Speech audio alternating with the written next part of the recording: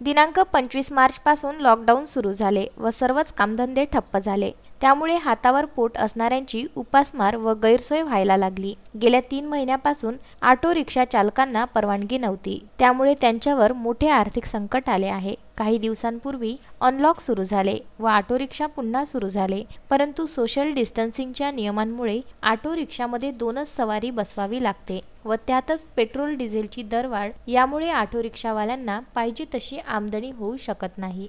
सध्याच्या होणाऱ्या आमदनीतून घर खर्च चालविणे कठीण झाले आहे। त्यातच ज्यांनी फायनान्सवर ऑटो रिक्षा घेतली त्यांना फायनान्स कंपन्यांतर्फे कर्जाचे हप्ते भरण्यासाठी बळजबरीचा प्रयत्न करण्यात येत आहे व कर्जाचे हप्ते लवकरात लवकर न भरल्यास ऑटो रिक्षा जप्त करण्याची भाषा केल्या जात आहे।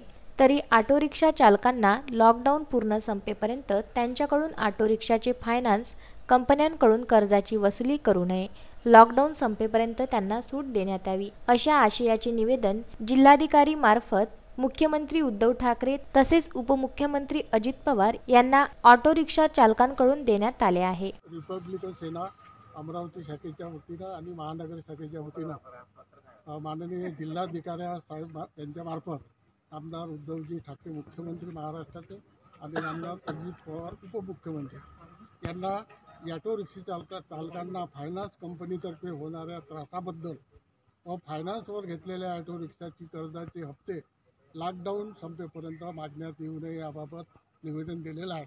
आणि जे फायनान्स केलेले कंपनी आहे ते ऑटो रिक्षा चालकांना त्याची माफी मिळण्यात यावी काही महिन्यासाठी, आणि त्यांना जे फायनान्स केलं आहे त्या कंपन्या खूप त्रास देऊन राहिल्या आहेत, त्याच्यामुळं त्यांचं हे जे याचं हप्ते आहे ते स्थगित करण्यात यावे आणि यांना जे मदत पाहिजे आहे ते मदतसुद्धा करण्यात यावी।